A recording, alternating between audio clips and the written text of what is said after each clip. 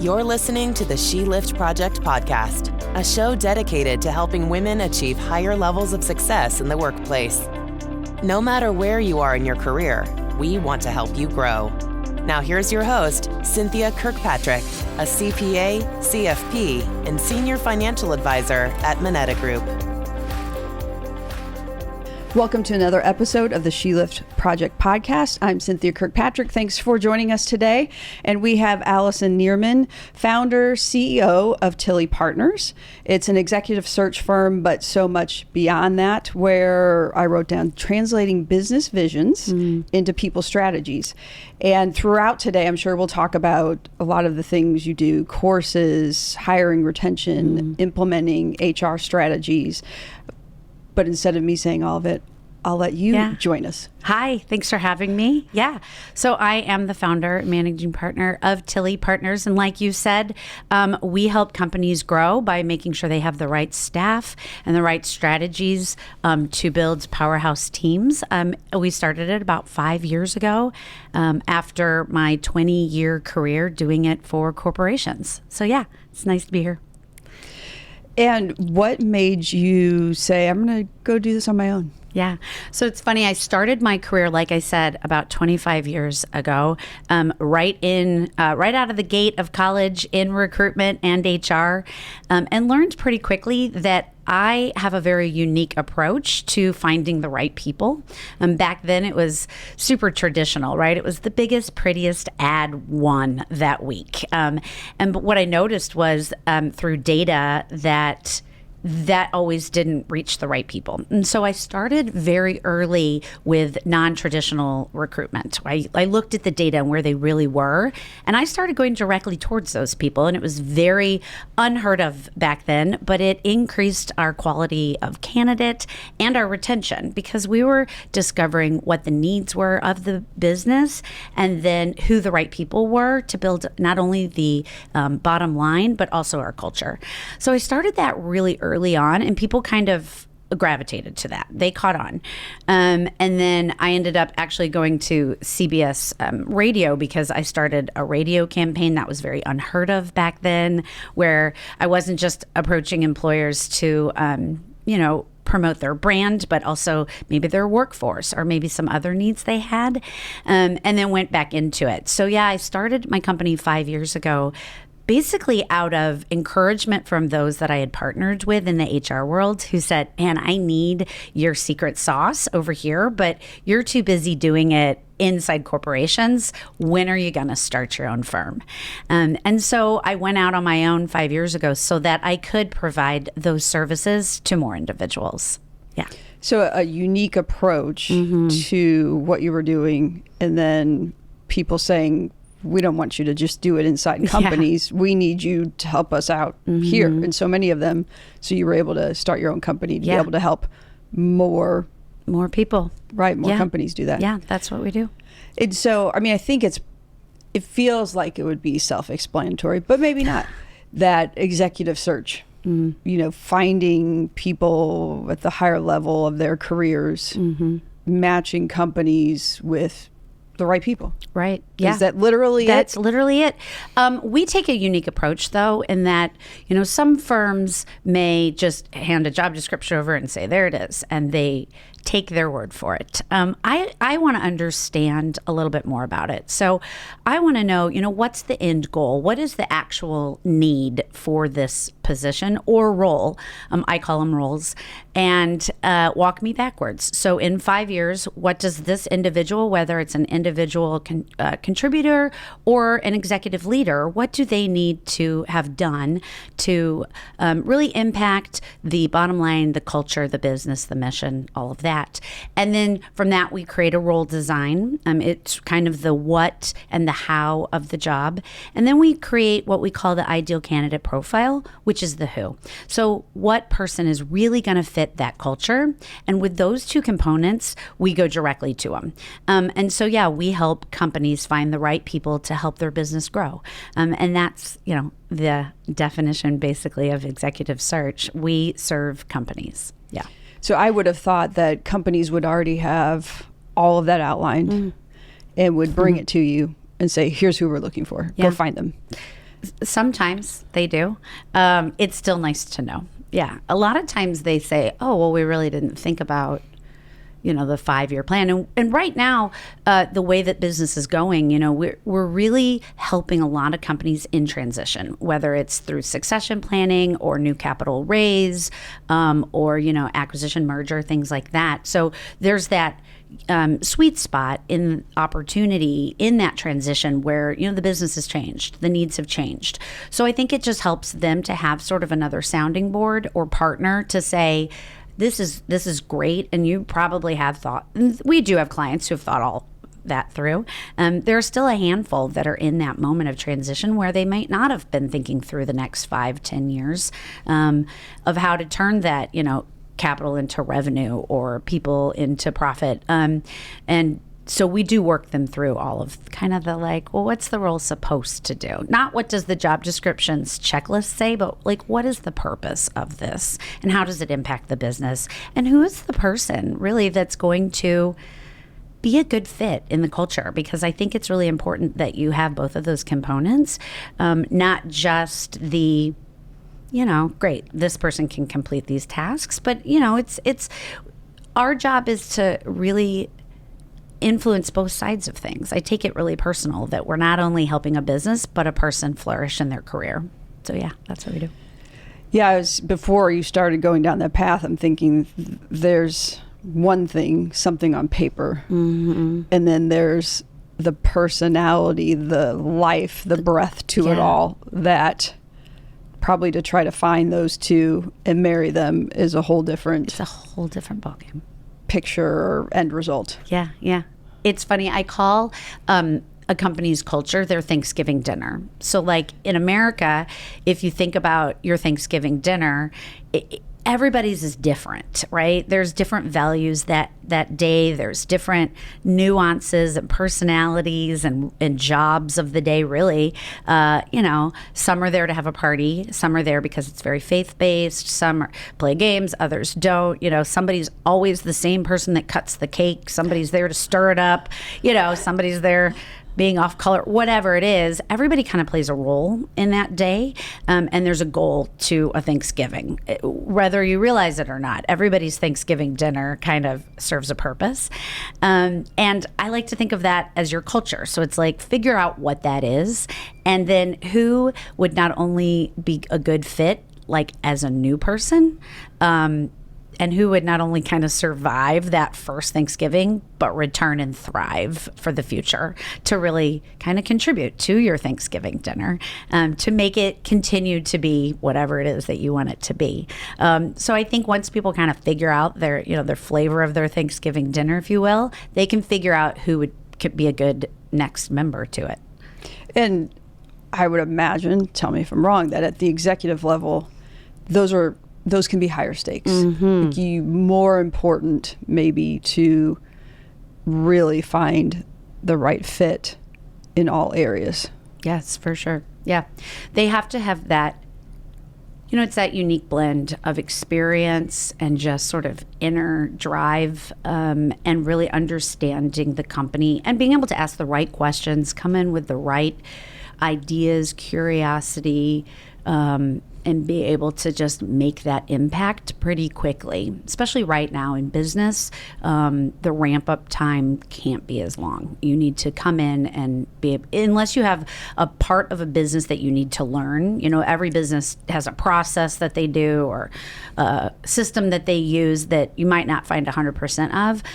But if you find the person that has proven that they can make an impact, you need to be able to deliver that pretty quickly right now at the executive level. So yeah. Is there an instance that sits out to you in your experience where you're like, wow, that was just magic all around, that worked out from start to finish? Yeah. I think understanding the role and the person, I think that's what makes us sort of unique and more successful at it, because once you know the target, it's pretty hard to miss.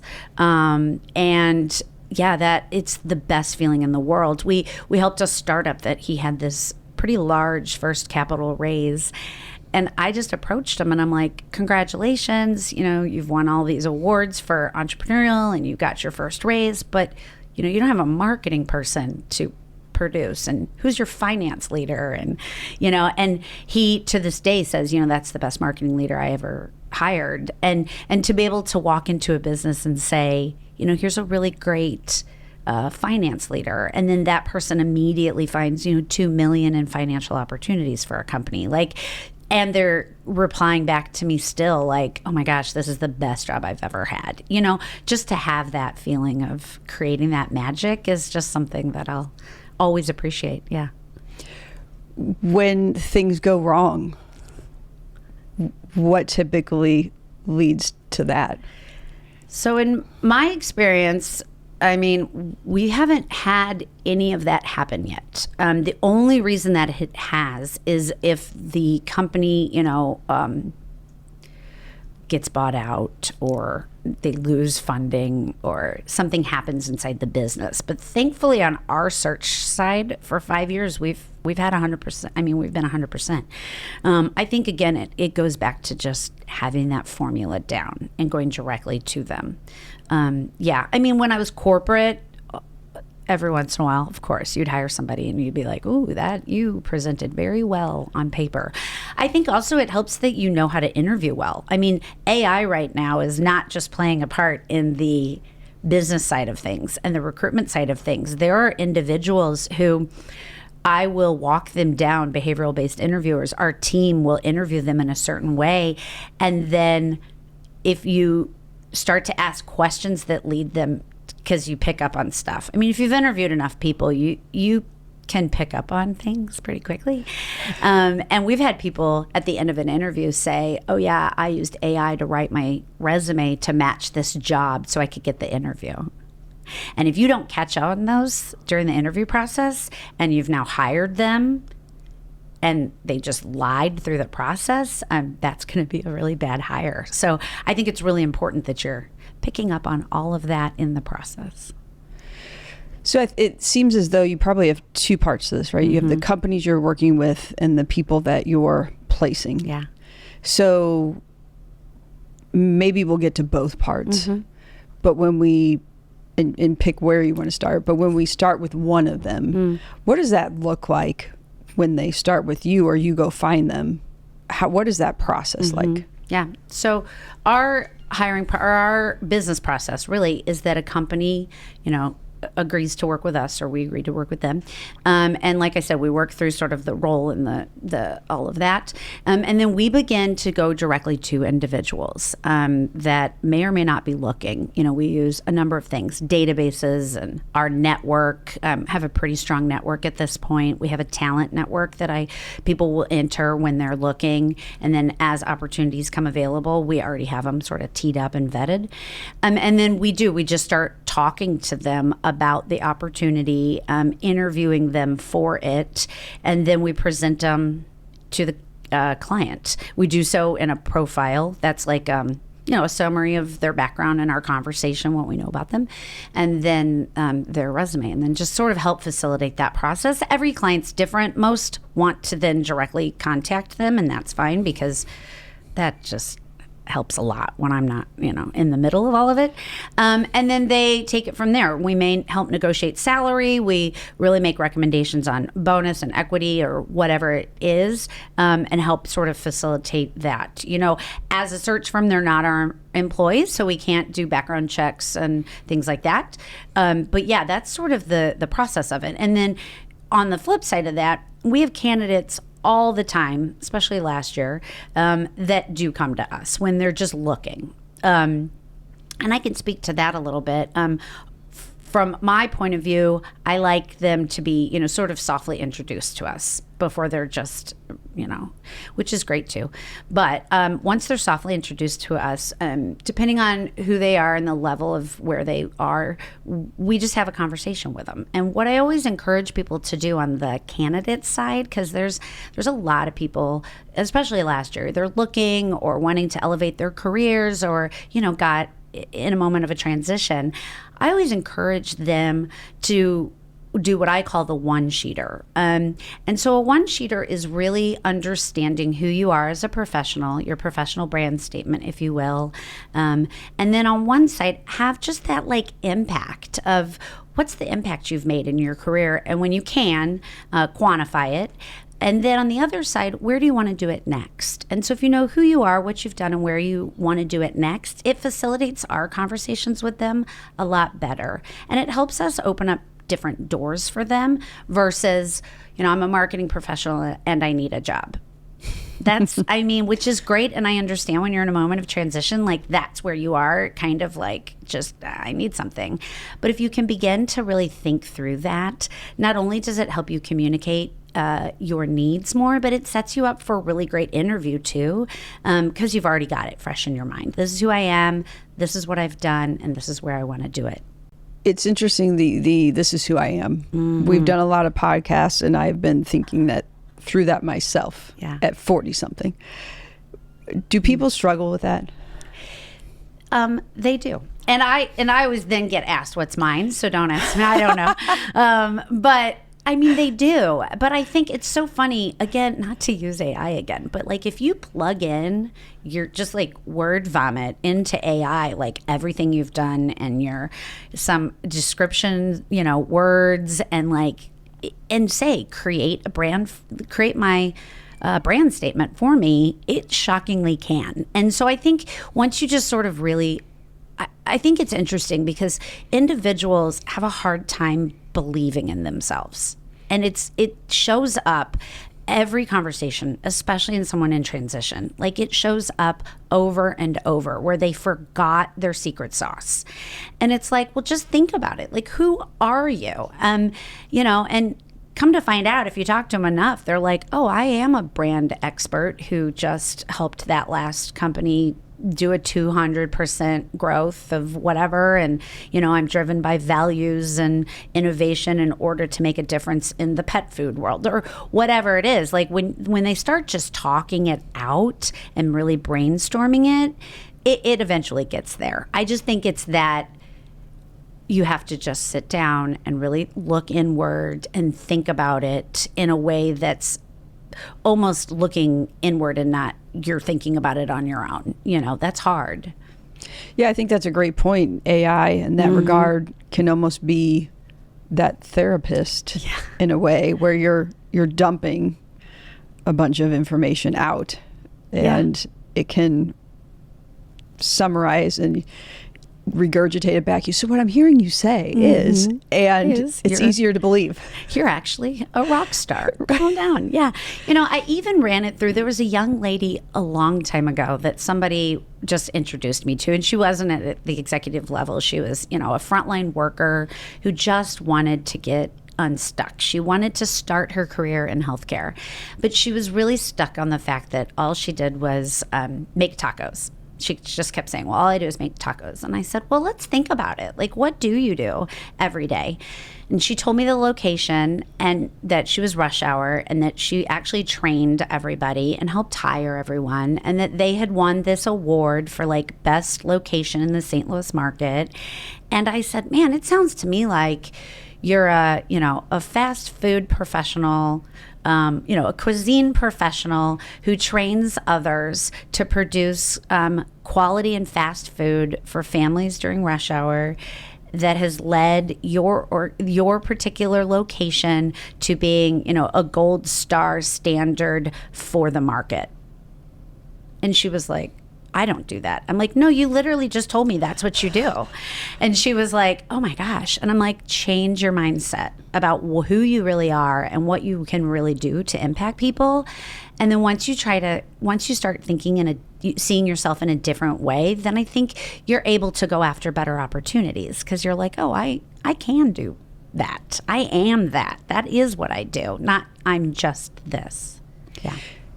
Yeah, you almost need, it's like having a friend and they're going to pump you up, build you up and say, but no, you really are doing this and you're capable of this and this and this. And so whether it's someone like you in that instance or AI or grabbing a coffee and asking a friend like, I need some help. Yeah. Why not? Yeah.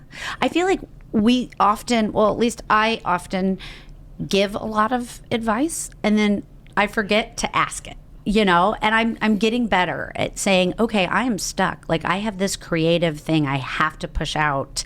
And, I've exhausted our brand manager. I've exhausted our tech guy. I've exhausted AI. What do you think? What did you hear when I said that speech? What did you hear when I delivered that meeting? And just to hear that feedback from people, it's like, well, what I heard was, you put things in motion, or what I heard was this. And then from there, you can kind of, it's like, you're not good at writing your own resume, until you start asking other people, then it comes together. It's easier to hear what your story is from others who are watching it unfold than sitting down and just trying to write it out. Yeah, you need somebody to help be that translator or that mirror or that reflector. Yeah, it's so important. And ask for the help. Ask for the help. It's okay to ask for help about what do you see in me? And I mean, just because you're asking for help does not mean you're not successful, or you're not good enough, or you're not doing a good enough job. No. I think the best leaders know where to find other people's talents. It's like, I know I'm really strong in this, but I know you're really strong in something else. So maybe together we can produce something extraordinary, whether it's for me or for them. I think the best leaders find the spark in others. Yeah. And anymore, there are too many skills out there to possibly be great at all of them, that you have to bring in those that can complement you. Yeah. And find the top ones, especially when it goes back to your career, right? So and I think it's important to know that not everybody should fit into the same box. I think so many times it's like, well, I'm a finance exec and I'm supposed to do these things. And it's like, well, maybe the company is looking because they always hired those things. Like, they want to know who you are, and it's okay to be proud of your unique skill set. Because I think if you are at the luxury of looking for a new job, and have a moment where you can really look and take your time, you'll only feel the most fulfilled in that role when you're being true to yourself and not trying to just fit into that box. And if you're not fulfilled, you won't succeed and the business won't be impacted. And then you'll probably be looking again anyways. So it's like, just be true to yourself, really understand what that is, and be okay with it. Like, own it, elevate it, illuminate it, and then go use it to make an impact. And then just on repeat and develop it. I think only the best people keep developing the things that they know they do well. And once you really understand, like, that's who I am, you're going to make such a bigger difference and not only, feel successful, but fulfilled. Right. It's that the joy, like, what drains you, stop doing that, and be okay with it, let it go. Go find others. Yeah. And what gives you joy, and be in that, live that, and stop dampening that, dimming it, or hiding it. Yeah. I call it stop extinguishing it, right? So, like, everybody has a light inside of them, and you have a choice. You can either use lighter fluid or an extinguisher. Same thing goes with everything, right? Like conflict, you can either light it up or you can extinguish it. Same with people's talents. You can either light it up or you can extinguish it. And that's not only in me, but that's in my team. I think that is the secret sauce, and something we teach on the sort of leadership advisory side of things is like really knowing not only what you are as a leader, but what everybody in your team has to bring, and really looking at it and lighting it up so that, everybody's ignited, and the path to your company's success or the individual's success or your team's success, whatever it is truly illuminated. I think it's really important that everybody knows who they are, their secret sauce, and that of their team. And I think spot on. I've read, and one, I've been impacted by this before, but two, I've read so much about this. In the day-to-day, we're so busy. And maybe sometimes leaders think, okay, yeah, right, when I have time, I'll get to that. However, there's got to be so much, ROI, business return on taking the time to do this. Oh, yeah. So one, maybe you can share or talk about taking the time to do this, but really, how as a leader, how do we build the culture to do this, to really get to know your people, get to know their talents, get to build the culture of where people are doing this, feel safe to do this, all of that. Because it sounds great, but how do we do it? It sounds great. Yeah. I think it literally is just having a relationship isn't the right word because you are the boss and there's rules. But I think just genuinely taking the time to talk to your people. I used to work in an organization that, he was the best president ever, huge healthcare organization, and he would host monthly, maybe bi-monthly meetings in his personal boardroom. Only one person from department could be there. You couldn't cross over, you couldn't have a boss, you couldn't have somebody else. And he would just open the door to 10 people. He would host lunch and he would say, talk to me. He was like, you're not going to get in trouble in here. I'm not going to repeat anything. And he would say, just what's going on? What do you like to do? What are your interests? What are you struggling with in your department? What aren't we providing you to do your job? And once he just sort of started talking to people, people work with people. Once he just started humanizing the workforce, oh my gosh, that culture turned around almost instantly. And he was really honest. He said, if you're missing something to do your job and we can't provide it, I'm going to be honest with you within the restrictions of our board, right? He was really honest. He's like, I answer to a board, I answer to this or shareholders, and I can't reveal everything, but I will be honest with you about what I can be honest with. And I just want to learn from you. And once he started doing that, it opened up the door for the managers to do it and the leaders to do it. And then just be like, let's just talk about it and learn from one another and then allow those people to do it. I think so many leaders sometimes get stuck on they're leading, but they're still in the weeds. And I always tell leaders, I'm like, you can't lead in the weeds, meaning you can't keep having your hands on everything, but yet being this executive visionary, setting the tone. Let your people hire the right people, give them the tools they need to succeed, and let them do their job. And then if you see something in them that is like, wow, they're really good at that, let them do it in another capacity. And no, you're not going to lose them. You're not going to, if I let them do that, they're going to learn that skill and go get a different job. Probably not. They're going to feel valued and seen and want to do more for you. And then in return, they're going to be happy. And then their team will be happy. And then it all goes down to that. And then there's the ROI because everybody's fulfilled and productive and wanting to move the mission forward. So yeah, I think that's how you do it, is just know your people and know their spark and don't be afraid to ignite it. So many places there, avenues we could go down. And I think, that leadership from the top and building that environment, which then lets everyone below go there. And if you're going to open that up, really lean into that. If you're going to say it's a safe place, tell me what you want and need. Make sure it's a safe place. Tell me what you want and need, right? Don't tell me, you told me what you want. Well, why did you tell me that? Make sure that you really mean it. But it's not just lip service. Yeah. Deliver. Let them do it. Let them shine.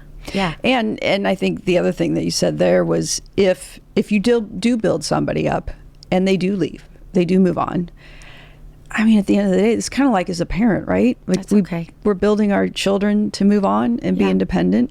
Hopefully, you've built them to build the culture and the environment where whether you hire from outside or there's somebody right below them ready to step in and take that role. Yeah. That's great. And, we all partnered together on business. So just because they left to go somewhere else, most likely, people, especially when they get up into leadership, are you tend to get industry specific. You kind of start getting, this is who I am.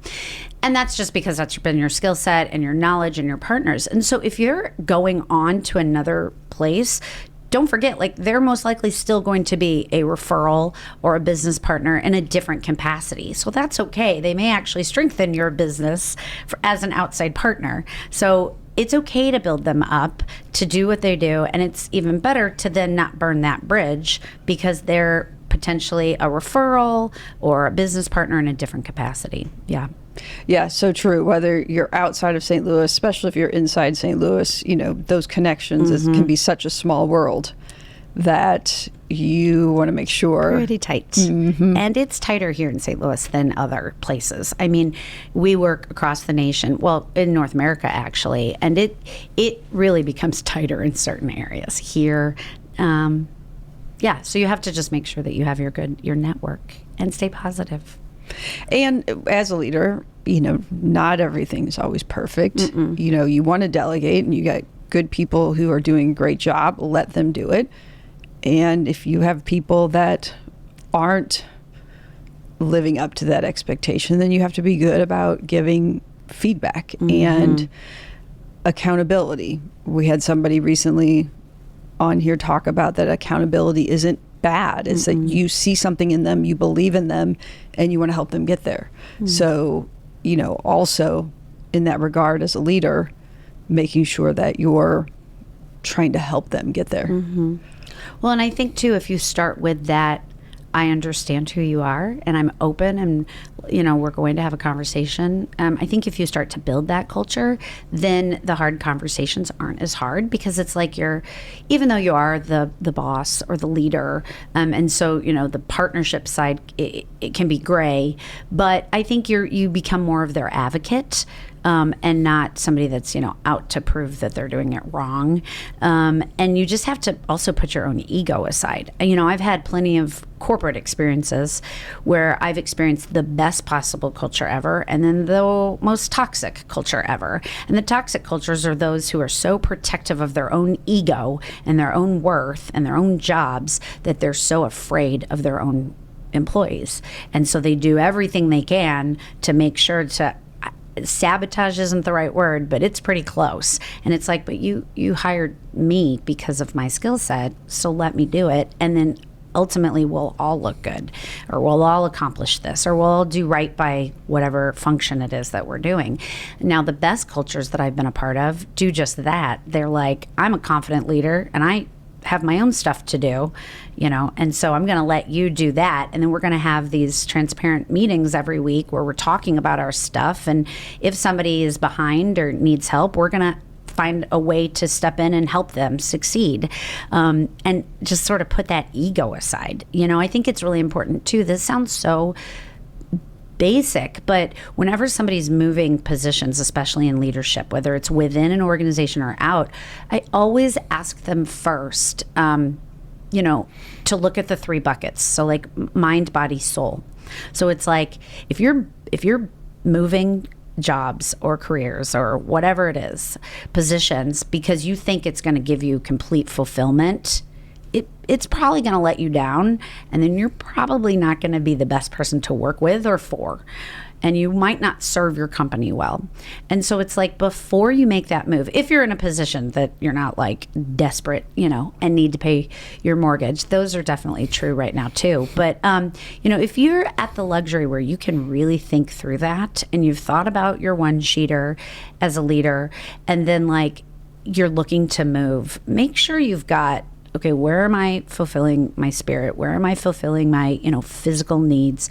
Where am I then, filling my body, mind, spirit, right? So then where are you filling your career, and your inner drive to do things? And I always tell people, like, if something's lacking in one of those, try to fill that before you're thinking the next job is going to bring fulfillment in everything. And I'm like, and then let's talk. Yeah. It's important for leaders in-house, too, to know that they're doing that not only for themselves, but for their teams. Right. So maybe the what's lacking or what you're looking for, you're not going to find elsewhere necessarily. Right. Correct. Yeah. I think that helps with leaders. Yeah. You mentioned or alluded to like the job market now. we're recording February of 2026. It's been an interesting last year, but let's even go back, even when you started the company, 2020. It's been a roller coaster, several years. Very unique. I've been doing this for a very long time. Talk to anybody in my field. Last year was the strangest we've ever seen. I started during COVID, and that wasn't a problem. Companies were still moving ahead. The goals were still being met. Everything was still pretty stable.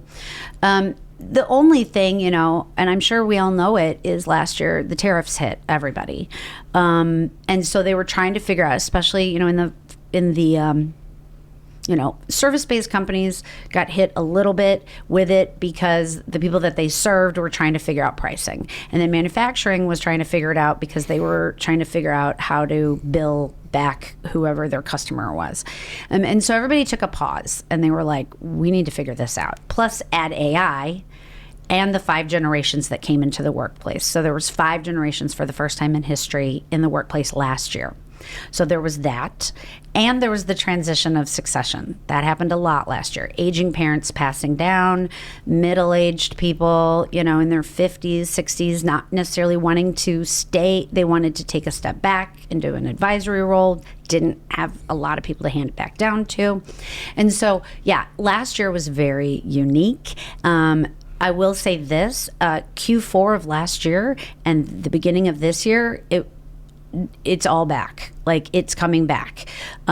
Different people are saying different things, but from my perspective, they're back. The benefits of those things that were put into place last year, we're seeing it. People are trying to figure out AI in a new way, reassessing their roles. What is happening in the workplace is I'm finding that, especially in that mid-market, 20 million kind of range companies, they're looking for leaders that are a little more versatile. So it's not just we need a director of operations. That director of operations also needs to be able to do a little bit of sales and more P&L to run that unit or that part of the business forward.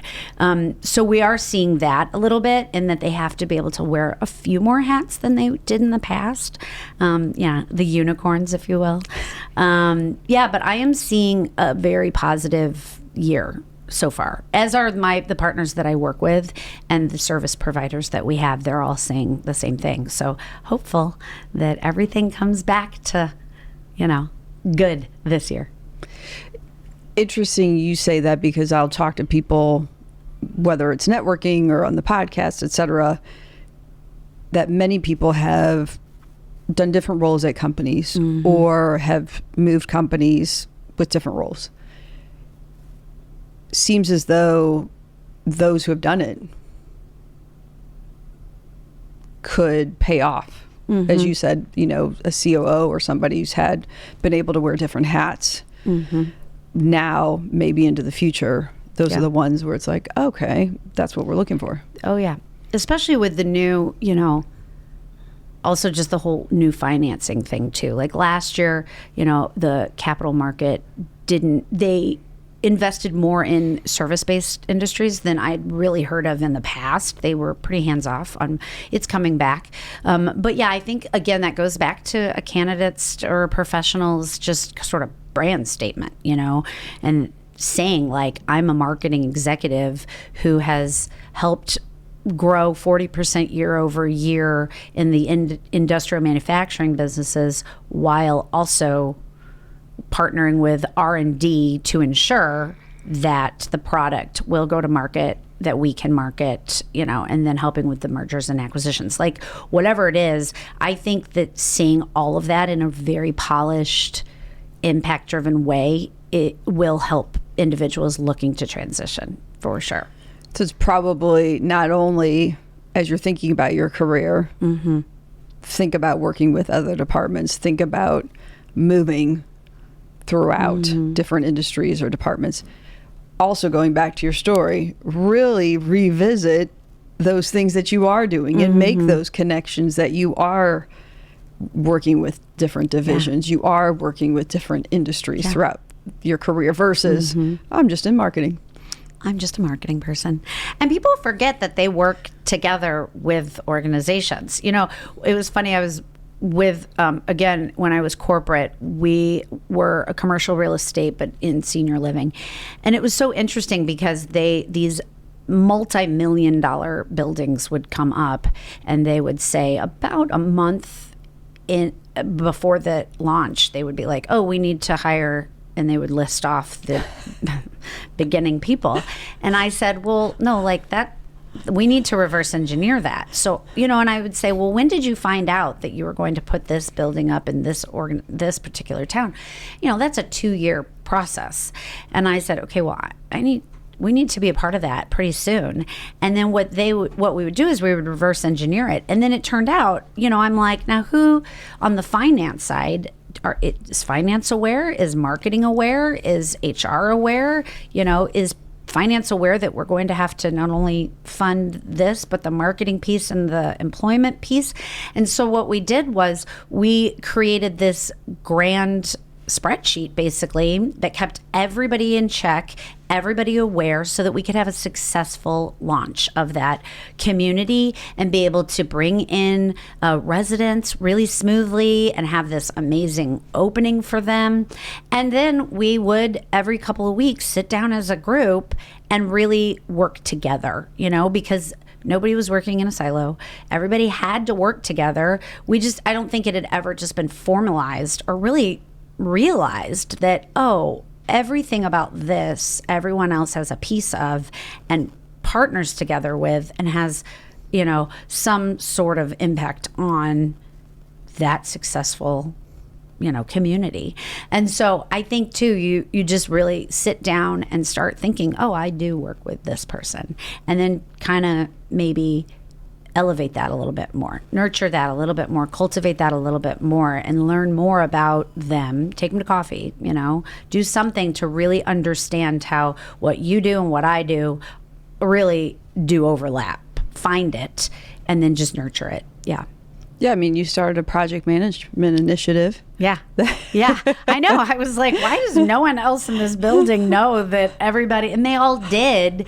They just were doing it in their own little desk, you know. Well, we're working on it together. And it's like, well, but everybody has to work together here to do this one thing.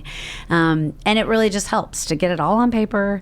You know, I love a good plan. I love a good SOP. It's not really hard to just write it all down and then repeat it. And then what happens is if that plan and you're learning to partner with those people, you can repeat that. And then the process only gets bigger and stronger and better, you know, and more scalable and more repeatable. Yeah. And as you mentioned, I mean, whether you're in a big company, small company, I mean, even potentially thinking about your relationships outside of your company, grabbing a coffee, having a meeting with somebody external to your department and building those relationships, potentially even saying, you know, can I go over to that department and spend a half a day or whatever it might be. Thinking outside the box, getting creative and building those relationships and gaining that knowledge.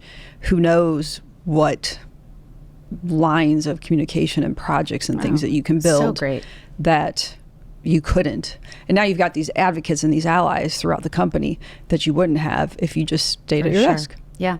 And leaders need to be encouraging that. Like, let's all get in the same room and learn from one another and grow together and figure out where we, you know, it goes back to if you sit around a table, everybody has a unique strength. You know, what is it that you do that you don't do? And here's something else that's kind of random, but I just thought of it. It also helps you understand when you have to do a presentation. If you understand the other person's needs and wants and nuances and processes, it really facilitates a meeting a lot better because you're going in speaking to their voice. You already know, okay, well, you know, she's going to want to just know the numbers. He needs to know the process and who's impacted. Marketing wants to know how fast it needs to roll out and who the audience is and all of that. And so if you're in a meeting and you're personally trying to launch an initiative and you have those individuals and you've spent the time knowing them and, you know, what they're working on, maybe you're coming in and you're the 14th thing that's been presented to them. You wouldn't know that if you hadn't spent time with them. And so I think it's really important, not only just from a personal growth standpoint and a business growth standpoint, but also just in that presentation, you learn how to really present better ideas because everybody's needs already in the room. Yeah. Makes sense. Yeah.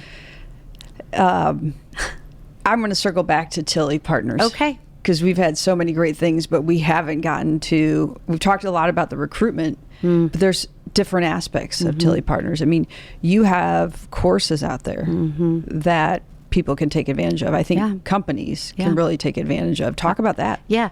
So I've helped place over 6,000 individuals throughout my career. And after speaking, across really the nation about sort of the process I take, people always leaned in. They were like, tell me more. And so I created a course that's called Hiring to Thrive. Thrive is an acronym for target the right people, hone a magnetic experience, recruit well, invite and interview, vitalize your process, and engage your new hires. And so I find that if you kind of follow this process, you can just continue to hire the right people, the first time, every time. And so, I just created this course that people can watch. It comes with a full templates and document that they can then download and take to use for their whole team.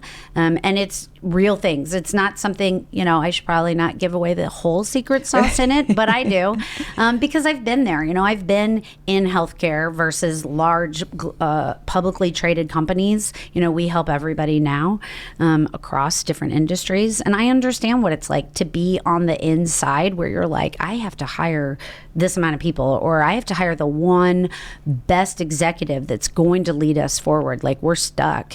And so I created this course that other people can use at their leisure, and the actual, not only just the what, but the how. Like, this is how. And so they can download these templates to really do the role definition and the ideal candidate, and really look at their process and their interviewing and where people might be getting stuck in the process. And if everybody's in the same, understanding of the role throughout the process, and how are you really engaging people, and what can you do different. And it really just walks them through how to build a better recruitment system. Ideally I want them to use us, but if they have a need on the inside to just teach their own team how to recruit well, to build those powerhouse teams, then I'm going to help them do that as well. So that's our course. And then we also work with a lot of times just sort of leadership on just how to then cultivate that team. It's just based off of what I call my path framework. I think a lot of times leaders, and especially in those moments of growth or transition, they really get stuck sometimes on we don't know how to move forward, or they complicate things. I know a lot of amazing executive leaders and presidents that are constantly chasing the next shiny penny, and then everybody's going down these rabbit holes of new ideas and new innovations and things like that, and they kind of just forget how to walk the path to their goals. And so we work them through what I call the path framework, which is, we look at their goals first, and then we really say okay, what is the purpose? What is the purpose of this meeting, this team, or really what is the purpose of your company? And then, so I say, pursue your purpose, activate a plan, trust your spark, and help others shine. And we walk teams through that. We walk individuals through that, or just company leaders through, what's the purpose? What's the plan? Trust your spark. That's not only your own spark. Even executive leaders sometimes forget what makes them so great, because they're so busy leading and they're responsible for everything, and the bottom line and the board and all of that they kind of forget, okay, just you're who you are for a reason. And then I teach them again to see the spark in their team. And then how are you going to help others? So whether you're a leader, how are you going to help your team rise up, or how are you as an organization helping your greater community? So we walk them through that path, that pursue your purpose, activate a plan, trust your spark, and help others shine. We have a ton of coaching, exercises we walk them through. It's very interactive. And that way they can bring together sort of a really strong, in sync organization that's accomplishing its goals and its culture a lot better. Those are the two things. Yeah. Yeah.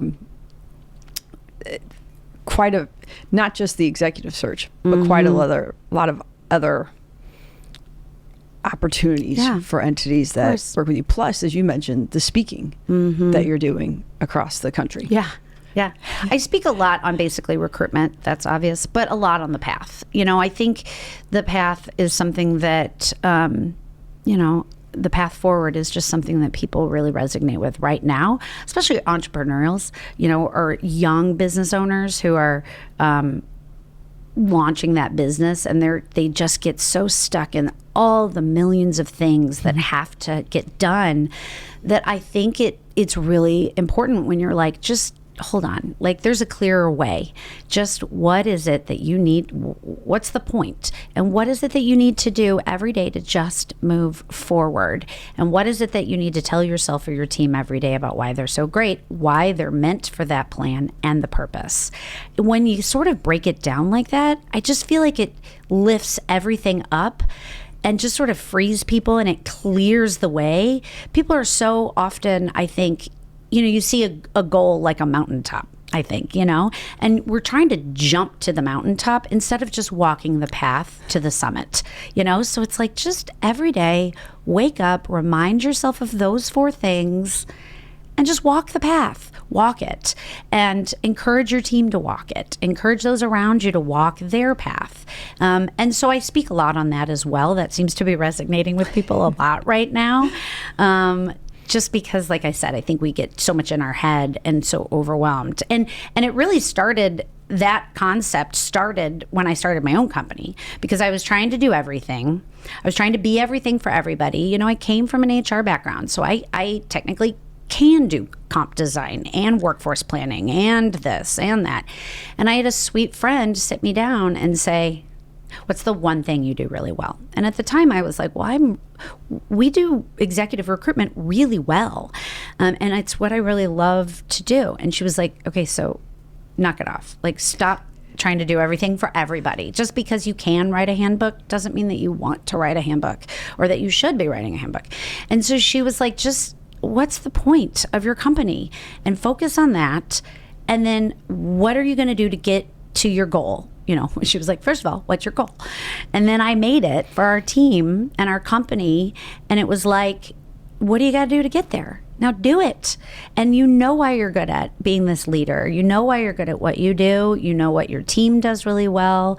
And so it kind of came out of somebody smacking me in my, smacking me upside the head a little bit and being like, stop trying to be everything, And she's like, what do you hate doing? And I'm like, I am really bad at accounting, or I don't love having to figure out my website every 5 minutes. And she was like, find people that do that and start building your team. And so, that's why that kind of came to be for me, was I started identifying and walking my own path in my company. And now I teach others to do the same. You go out and smack them around a little I'm bit. like, listen, stop it. Yeah. People actually do come to me for quite honest advice, which is funny because when my own family sometimes doesn't like that I'm honest with them. They're like, I just need you to listen. I'm like, listen, I have people come to me for, my 5 cents. So, yeah. It can be hard to turn that off. It's hard to turn it off, for sure. Yeah. Yeah, sometimes you just need to be. I just want to fix it. Yes, listen, and that compassion side. Be like, okay, I'm not going to say anything right now. Yeah, my husband's really good at it. He's like, do you just want me to listen, or do you want me to help? And he sets every conversation up like that, and I'm like, I should do that more. I know, right? Yeah. It's hard to take that hat off. That hat off. When you were talking about the purpose and thinking about, what is it that made you start a company, or this may not be related at all, but as I was sitting here, I was thinking the name of your company, that your name's not Tilley. My name's not Tilley. I don't think anybody in your immediate family names, you know, Tilley, your kids, etc. So sometimes I wonder, sitting here thinking, I wonder if that's related to her purpose at all. And maybe not at all. So this could be a very bad lead into this question. But it's a great question. Yeah, the name of your company, where did that come from? Yeah. So the name of my company is based off of my 9th great grandmother, Elizabeth Tilley, who came over on the Mayflower. She's one of the only individuals that came over on the Mayflower. She came over very young. She ended up falling in love with an individual who he wasn't even supposed to be on the boat. He fell off of the boat. It's a big story. And they were one of the first survivors of the first Plymouth winter. Together, it has said that they have 2 million descendants. And so I wanted to build something that was really rooted in sort of that resilience and cultivating a legacy, and something that had a meaning to it. And that's kind of what we do, with the individuals that we work with. I want their legacy to matter as well. And I want everything that we do to hold true to our values, and sort of the way that we serve others. And so that's where I came up with it. I'm also a huge history buff. I've actually have a other side of me in film and media that has dove into some of that history. And so once I just sort of peeled back all of that, naming it after her just seemed right. Yeah. How did you find that out? I actually found it out because, my grandmother is one of 21. I don't know I know maybe one of my, I guess, great aunts. But I think 11 were foster. And so I don't know a lot about them. And I don't think my dad knew a lot about it as well. And so just, again, being the curious history nerd that I am, I started just sort of looking into our own family history, because I'm like, how do I not know who these people are? And so I just started looking, and thanks to there's a million different sites that I used at the same time. And I just started tracing it back. And I'm like, I said, Dad, did you know that our 9th, and it's not like, it's a direct line. I mean, it's like boom, boom, boom, boom, straight up. My 9th great grandmother. And so he then talked to some of his cousins and people around the US, and they had it all documented. And so it turned out we were the last to know, but it was documented. And when you go on Ancestry and all these different websites, it turned out that there was a ton of people in our family tree, if you will, that had collected the documents and the actual proof, if you will, of all of that lineage. And so that's sort of how I just was curious about my family, and from that uncovered her, and then started reading about her, this young woman that didn't want to come over, and did, and then survived the first Plymouth with her now husband. Yeah. But the guy that she fell in love with fell off the boat? And he came back, and then they got married, and they had family. Wow. Yeah. And there's a movie about them. I think there's a few movies about them. Yeah. Wow. Yeah. I'll have to go out and do some research. Yeah. What a story. It's so interesting. There's even a statue of her up in Plymouth. I mean, I haven't been, but I saw it. Somebody showed me a picture of her. Well, that's not a bad reason or person to name your company after. Yeah, it is. Yeah. And when you think about what you do in HR, right, and placement and recruitment, I mean, that really is, I think sometimes people think, HR, either that's fuzzy emotional stuff, or they're just there to protect the company, and so they're not really there to help the people. Whatever your emotion or thoughts are on HR, I feel like if you get it right, if you do it right, it can have a real positive impact, not only on the people who work there. It really, you're at work more than you are any place else. So if you do it right, you can have a positive impact in somebody's heart, mind, body, as you were mentioning earlier. And if you do it wrong, not so much, but also on how well the business does if you do it right. Oh, yeah. The people are, they're your product, basically. I always like to tell people, and again, I believe way more in the person than the bottom line. So it always sounds bad when I keep going back to that. But at the end of the day, it's a business and we have to make money. So I always like to remind companies that if you can't staff it, you can't sell it. So if you can't figure out how to staff well and take care of your people well, you're not going to sell whatever it is that you're selling, whether it's a widget, a service, whatever it is, you're not going to be able to sell it. So you have to make sure that you're hiring right, giving them the tools they need to succeed, and let them do their job, and really culture that environment of, we're a team and we see you and we're going to help you through this. And we know what your personal career goals are or your outside goals are. There's so many people that are like, I'm actually a musician, but I'm in commercial real estate or whatever it is. And it's like, well, maybe there's a way, I don't know, that there's a talent inside that helps the other. And then at the end of the day, helps move the profit forward. People are your product. They are. Not only are they your inside product, but they're also your referral base. They're your employee referrals. They're your brand ambassadors. I even tell people that through the hiring process. If they have a bad hiring process and they're coming from a different company in your industry, you may have just lost that business partner. Like, be very careful about the way you treat people from the moment you speak to them through their career. Because they're, again, like I said, they're referring their friends to work here. They're referring their business partners to do business with you. Like we said, especially in St. Louis, everybody knows somebody, and so you have to be very careful about how you treat. And you should just want to do right by others. Like, at the end of the day, we're people, everybody has their own stuff. Everybody has their own lives. And everybody has something to give to this world that was uniquely gifted to them. And I think you just need to honor each other and treat people like people. Yeah. Yeah, that's like you said, it really should be about the people and the person. And I think baseline, if you go there, everything else takes care of itself. Everything else takes care of it. The business takes care of itself. All of that, the profits, the widgets, the selling everything, right? And the relationships outside. If you can't buy into that story, then just know that the bottom line, it gets better. Yeah. And I think it's okay to attach them to the reason. I was working with a company one day. We were helping with their executive leadership, but we were doing a tour of their warehouse, and they were a logistics company that held parts for Boeing.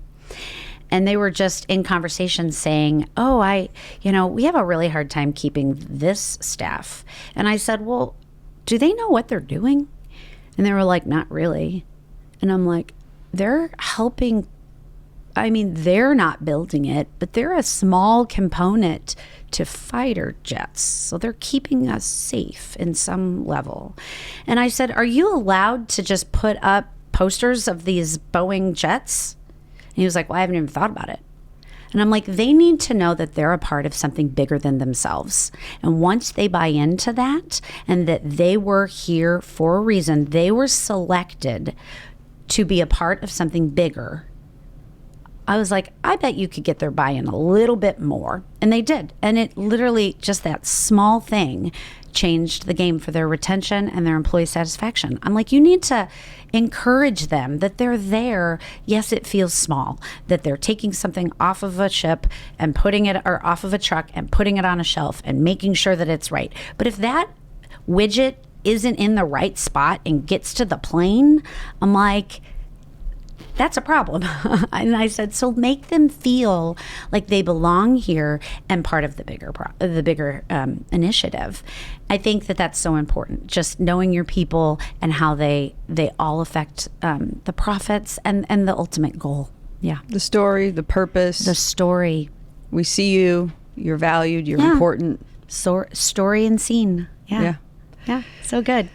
Well, it certainly sounds like from 2020, building your own company when so many people were coming to you saying, don't hoard it all to yourself in this one company. We all need your help to building a successful business on your own and being able to help so many individuals looking for something different in their careers, to all these companies who are looking to be more successful, to build out better teams and cultures, whatever it may be, that then speaking in courses, just a unique and really positive impact in the recruitment, placement, making better workplaces, if you will.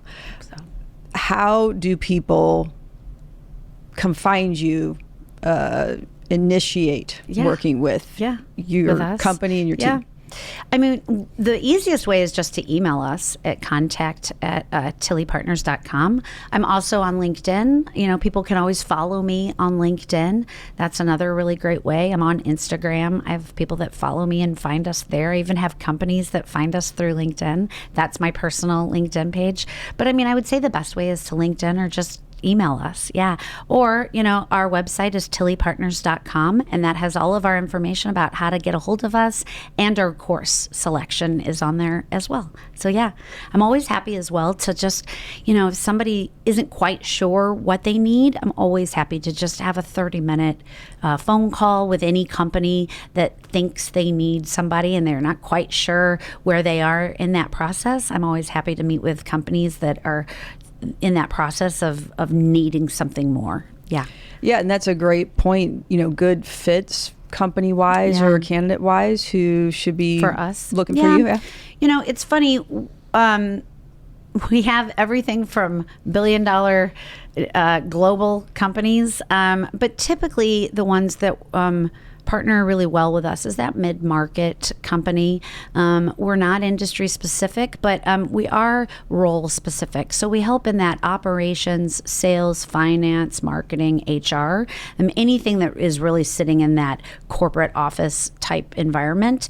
And we really do the director to C-suite up is sort of the sweet spot where we sit in, just based off of that's where our talent network is and where we have found the most success in finding the right person. Great question. Great. Well, thank you so much for coming in today, sharing about your story, and also so much good input that people I think can use for their career, building out their teams, building up their company, whatever they may choose to do now or in the future. A lot of good insight and input that they can utilize. So thank you for joining us today. Thank you for having me. This was fun. This concludes another episode of the She Lift Project podcast. To hear more episodes of the show, subscribe wherever you get your podcasts. And to learn more about our mission of helping women reach higher levels of success, visit sheliftproject.com and sign up to receive the latest news, ebooks, videos, and more.